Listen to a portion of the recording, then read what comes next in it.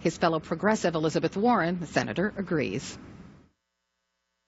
We will fight back against attacks on Latinos, on African Americans, on women, on Muslims, on immigrants, on disabled Americans, on everyone. Whether Donald Trump sits in a glass tower or sits in the White House, we will not give an inch on this. Not now, not ever.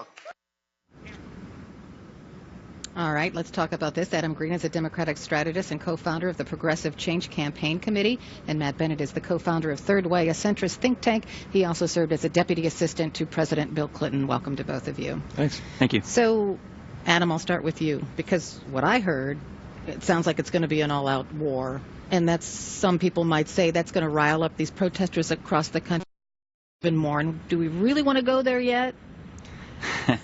Well, I think the Democratic Party needs to diagnose what just happened, and different people will react to it differently. But there are a lot of people out there who are really hurting. They're seeing jobs go away. They have maxed out credit cards. They see college tuition that's unaffordable. And Donald Trump, unfortunately, really played to that anger and channeled it in a really unproductive direction. His message was about the corporate establishment, the political establishment, but unfortunately, he also scapegoated a lot of people, blaming them for this economic anxiety. And Hillary Clinton actually had many good positions. She didn't offer as much of a systemic critique of this. These are the systemic issues that are combining to work against you. And unfortunately, Donald Trump did. So we need to understand what motivated them and be able to rechannel that anger in the future towards the Democratic Party. Obviously, Hillary Clinton lost the election, right? Some people said this is the end of the Clinton machine and it's time to turn the corner to something new. The Democratic Party has to stand for something new. What is that? Well, I agree with Adam that we got to do some soul searching. This is the worst shape that our party's been in since Reconstruction, 1920s, or before, in the 1870s. We lost across the board. We lost very progressive people. We lost moderates. We lost everybody.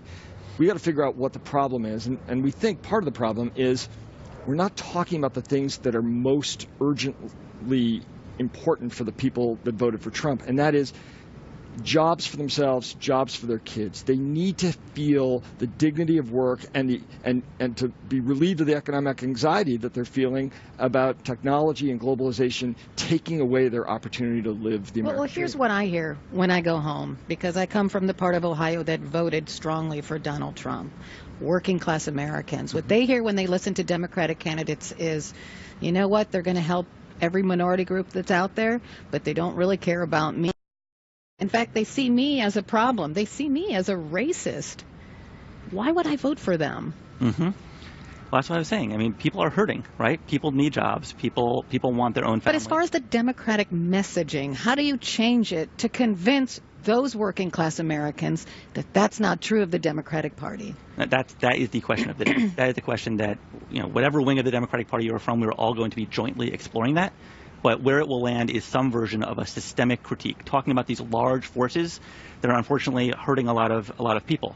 And the more we can kind of have a rising tide lift many boats, and the less anxiety there is, the more of a propensity there will be to find scapegoats. But isn't this the problem with the Democratic Party? Because you can't really alienate your base, right? Because minority voters are largely Democratic. So how do you walk the line? It's really hard. I mean, the problem, in part, is the Democratic Party is united. Adam and I certainly agree that the pace of social change has been great. We have been making enormous progress, and that is a great thing.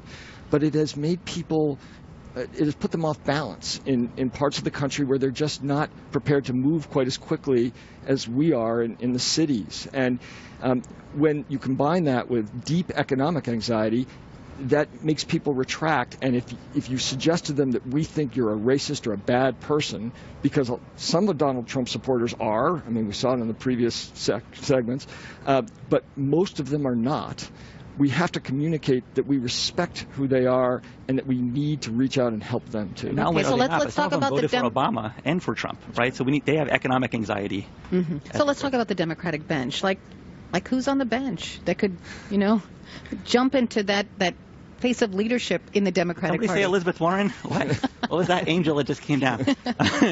There also is an amazing bench that was just elected this cycle. There are some amazing rock stars I encourage everybody to keep their eyes on. Paul, an amazing leader who just got elected to a seat in Washington State. Jamie Raskin, who won a seat in Maryland, who was the majority whip of the Senate there. Nanette Barragan in California. These are some of the rising stars of the future. 10 years from now, they will be in key leadership positions, but they're what we call game changers, not just Democratic votes, but people who will be an impetus for change and really change the trajectory of the party that we're looking forward to. Okay, so going forward, just in the moment, you heard what Senator Warren said. You heard what Senator Sanders said. So it sounds to me like there's just going to be a war between the parties. And it's going to be the extreme left and the extreme right, and they're going to be fighting, and that's what we're going to endure for the next 4 years. That is possible. I think what we don't know is what a President Trump is going to be like. Donald Trump can change positions in the course of the same sentence. So we have no idea if he is going to do the things that he campaigned on. And if he does, there's going to be a war. If he treats people the way he treated them, then Senator Warren is right. We're going to have to fight him at every turn. If he shifts positions and he's bigger than that and he grows into the job, there may be things we can work with him on. We just have no idea yet. Okay, I have to leave it there, but it's a really great conversation. Thanks to you both, Adam Green and Matt Bennett.